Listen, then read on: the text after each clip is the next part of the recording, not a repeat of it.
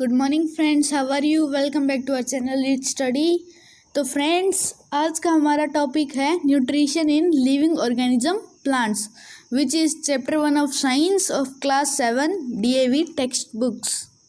Friends, let's start without wasting time.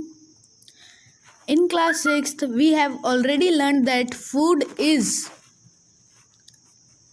essential for all living organisms. We also learned that carbohydrates, proteins, fats, vitamins and minerals are all important components of our food. See friends, it is the main point here. These carbohydrates, proteins, fats, vitamins and minerals are all important components of our food, means they are the nutrients. So let's start. These components of food are necessary for our body and are called nutrients. The nutrients enable living organisms to build their bodies, to grow, to repair, to damage parts of their bodies, and to provide the energy to carry out life processes. Now let's start. Next para. Nutrients are taken in through their food by living organisms and are utilized in their bodies. This process of obtaining and utilizing food by an organism is known as nutrition. So it is also the main point here. The process of obtaining and utilizing food by an organism is called nutrition. The process of obtaining food is not the same in all living organisms. On the basis of food habits, the mode of obtaining the required nutrition by the body have been divided into the following categories. So friends, let's start. Autotrophic nutrition.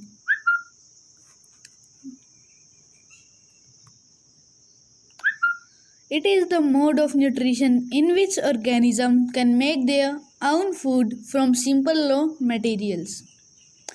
All green plants and some bacteria are autotrophs. So friends, all green plants and some bacteria are the example of autotrophs. Green plants and some bacteria.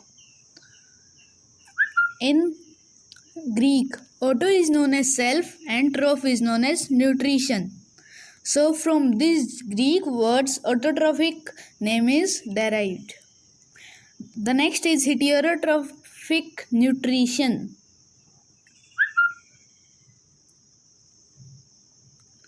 So it is the mode of nutrition in which organisms cannot prepare their food on their own and depend on others for it.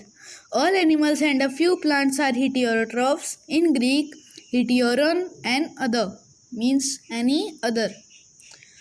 And see friends, and a main point, all animals and a few plants are heterotrophs. In animals, human beings are also there, means we also are heterotrophs.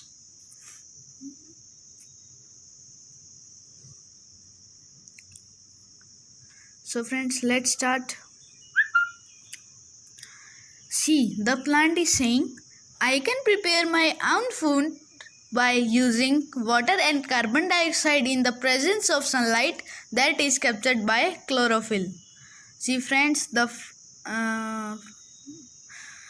plant is saying that I can prepare my own food by using water and carbon dioxide, that when I will use water and carbon dioxide in the presence of sunlight that is captured by the chlorophyll, then I can make my food. And see, this animal is saying, I cannot prepare food on my own, I depend on plants for food. See, it is saying that he cannot make his own food, he cannot produce food, he depends on plants for its food. Now let us study the following flowchart. See friends, it is the mode of nutrition flowchart.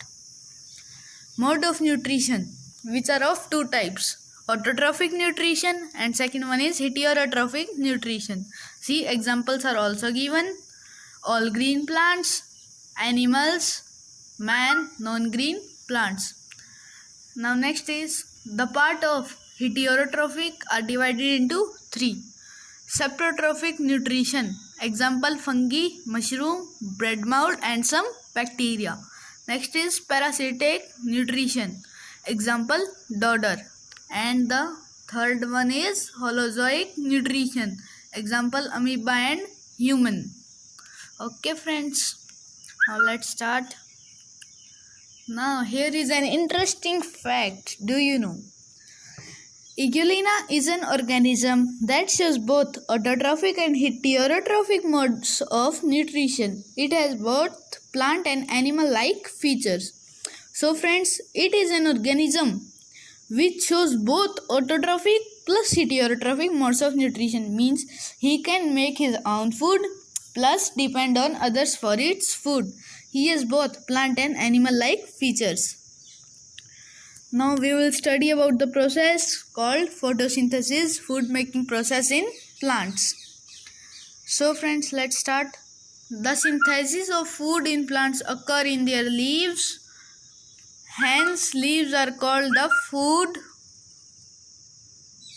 factories of the plant. So friends, it is the main point here. Leaves are called the food factories of the plants.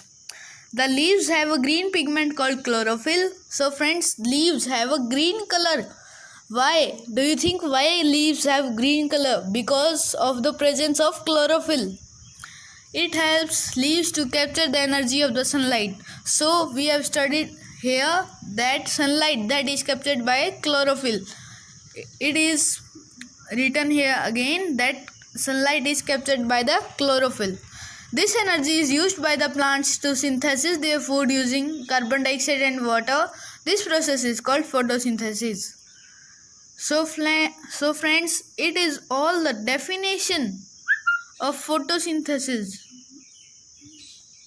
It is the main para. So let's start next. Photo equal to light, synthesis equal to combine. So friends, meaning of photo is light and synthesis to combine, as it takes place in the presence of sunlight. This process can be written in the form of the following equation. So friends, it is the most important equation. This one. See, carbon dioxide, plant take in carbon dioxide and water. Now using the sunlight which is captured by the chlorophyll, it produces carbohydrate, glucose plus oxygen. So friends, it is the main, you have to learn it. It can come in the exams. Now let's study next part, raw materials for photosynthesis. From the above equation, it is clear that carbon dioxide and water are the raw materials for photosynthesis. For this process, chlorophyll and presence of sunlight, light, are also necessary. Since food is synthesized in leaves, all the raw materials need to reach there. So the raw materials for photosynthesis are water and minerals, carbon dioxide. Plants take water and minerals from the soil and carbon dioxide from air. So let's study about them deeply. Water and minerals. These are absorbed by roots from the soil. So roots absorb water and mineral from the soil. From here, water and minerals are transported to other parts of the plant by the vessels. So friends, the roots absorb water and mineral from the soil and it send it to vessels, and vessels transport it to all parts of the plant. Vessels are tubes that run throughout the root, the stem, the branches and the leaves. So vessels are the tube that are present at root, stem, branch and leaves. It sends water and mineral to these organs of the plant. You will learn more about this in chapter 8. So friend, we will not study very deeply here. So let's start next. Carbon dioxide. Where they get carbon dioxide from? Plant takes carbon dioxide from the atmosphere. Carbon dioxide enters the leaves through tiny pores present on the surface of leaves. Such pores are called stomata. The stomata are surrounded by special cells called guard cells. So friends, let's show you diagram. See, these are stomata, these holes, and the surrounding part are guard cells. Stomatal pores surrounded by guard cells. See friends, it is stomata, it is stomata, it is stomata, it is stomata, and these are guard cells, guard cells, guard cells. Okay friends, it is the enlarged portion of the leaf epidermis showing stomata. Now next is sunlight. Where is the sunlight captured? Sunlight is the light and energy that comes from the sun. During photosynthesis in the plants use the energy of the sunlight to prepare food. That is why the food making process in plants is called photosynthesis. Photo is light, synthesis is to combine. So friends, sunlight is a form of energy and also light that comes from the sun. During photosynthesis, chlorophyll captures the sunlight for the food making process. Chlorophyll. The leaves are green due to sorry friends. The leaves are green due to the presence of a pigment chlorophyll. It helps the leaves to capture solar energy. Sorry friends. This energy is used to prepare food from carbon dioxide and water. So friends, the leaves are green due to the presence of a pigment called chlorophyll. It is the main point. Please note here this. Okay. Now it helps the leaves to capture solar energy, means it captures the solar energy, sunlight of the sun. This energy is used to prepare food from carbon dioxide and water. Now here's one more fact. Do you know some plants have leaves that are not green in color? See friends, picture is shown here. Such leaves contain chlorophyll, but the green color is masked due to the presence of other colored pigments. So friends, have you ever noticed that some plants do not have green colored leaves? They have purple, red, yellow or anything other. So friends, do you think that they have no chlorophyll? Friends, they have chlorophyll, but the other bacteria or the presence of other colored pigments hide chlorophyll inside. The presence of additional pigments causes other leaf colors such as red in coleus and purple in red cabbage. However, such leaves can still perform photosynthesis. However, some variegated leaves have also patches. Such yellow areas on the leaf do not contain any chlorophyll and hence cannot perform photosynthesis. So friends, some leaves are having yellow color, so they cannot perform photosynthesis as they do not contain any chlorophyll. Photosynthesis is a unique process. It is the process that supplies food directly or indirectly for all living organisms.